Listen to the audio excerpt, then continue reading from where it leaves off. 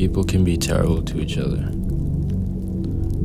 Everywhere you look, in both time and place, you'll find people suffering. There will be people dominating others, thriving while others starve. Judgment of those not like you seems to be a fundamental component of our human nature. Personally, though, I have never identified with communities that band together based on their collective suffering. I know what it's like to feel powerless in the face of violence. I know what it's like to feel unworthy and humiliated because of poverty. I know what it's like to be judged based on the color of your skin, to be made to never feel at home in your own country because you aren't white. I know what it's like to be a 9-year-old kid getting called racial slurs by old men in my local park. I know what it's like to be insecure about my hair because it's not normal or suited to this standard. I spent many years in the underworld and have met most variations of the people that spend their time there. I understand that most of you are not there because it was your first choice, but because you're struggling and hustling's all you know.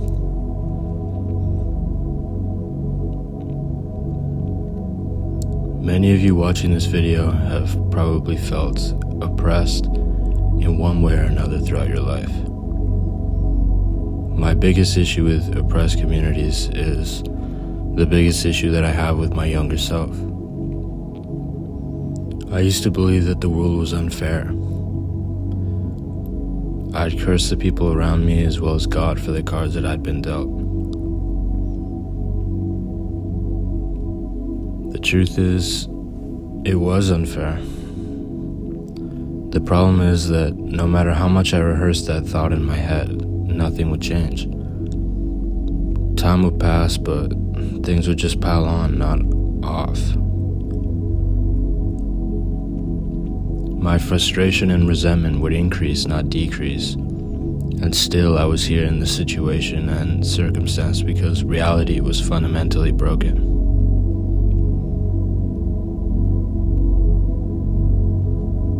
When I think deeply about who I was as a kid and all the things that I went through, I realized that it was actually the fault of that little child that I once was, for being too weak to change his reality.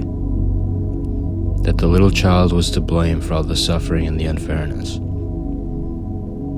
That might sound harsh, but the truth is that my weakness made me a victim. I realized even if the system is rigged, and I'm aware of it, that not a single person in a position more advantageous than mine would care. No one was coming to save me. That the option was to be aware of the unfairness, spiral and die, or be aware of the unfairness and find a way to change reality somehow. I realized that every time I justifiably placed blame on the people or the institutions around me, that I somehow gave my power away to them. That I reinforced the belief that they alone held the keys to my salvation, and that the only thing I could do was criticize them while I drowned.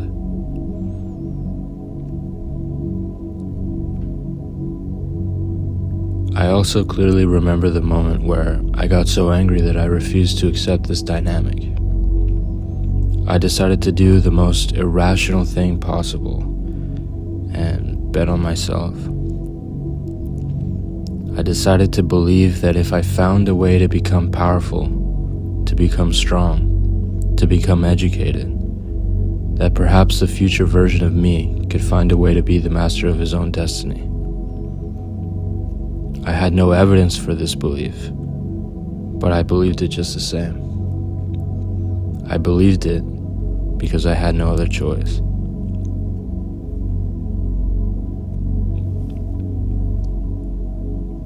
When you identify with your scars, with your ailments, you limit the ability to build yourself into something of value.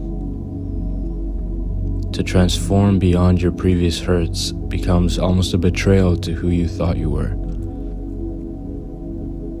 When you believe in your heart that the system is broken and that reality is fundamentally unfair, it breaks your spirit. You become less likely to strive to change it. You become bitter and resentful and dedicate yourself to criticizing others. One thing I've learned since changing my mindset is that people are fickle, that their opinions are malleable.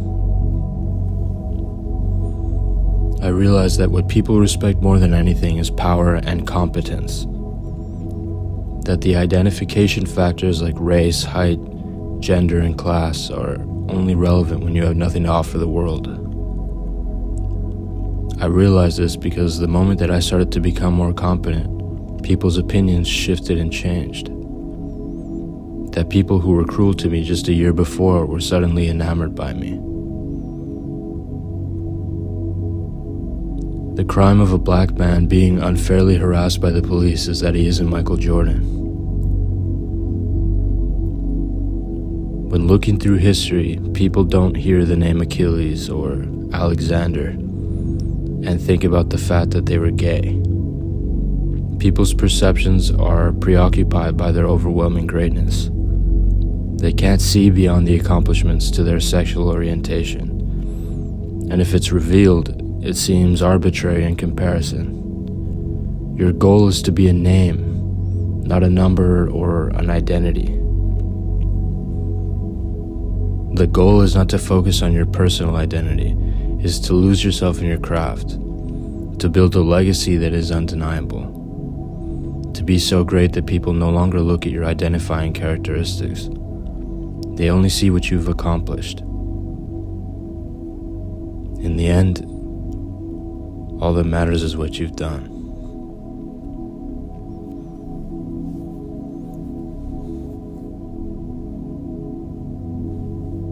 To criticize a racist for being a racist is to antagonize him further and perpetuate the cycle. As an oppressed person, you could choose war, to resist, fight, and take things to extremes, but be forewarned. Because if you are not prepared to achieve total victory, you will just bring more violence to yourself and your people. You could picket your way to social reform and beg your conquerors to have mercy on you. Perhaps you'll have more success than MLK or the miners in Ludlow.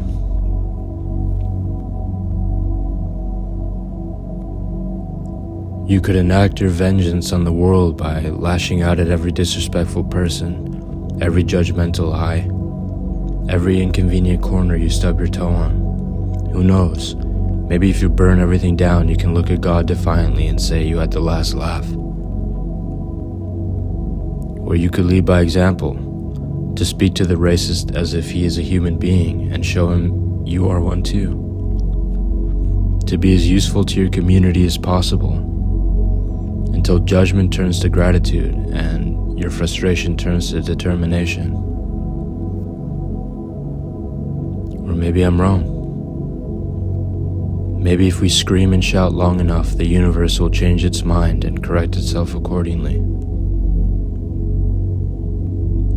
I've certainly noticed that many activists from the lgbt community in particular have a willingness to speak, to be loud and action-oriented. I have to say that I respect those abilities. Far too often do I see young people timid and unaware of their voices, seemingly unaware of the real struggle that other people are going through, that they are not the only ones struggling, and that some people are incapable of helping themselves. If this awareness and willingness to bring about change is combined with unreasonable self-accountability, you might find yourself in a different situation 10 years from now. It's clear to me that the only way out of oppression is up, to rise above the injustice and toil of regular life, to unify under a common vision for a better future, and to strive for greatness collectively.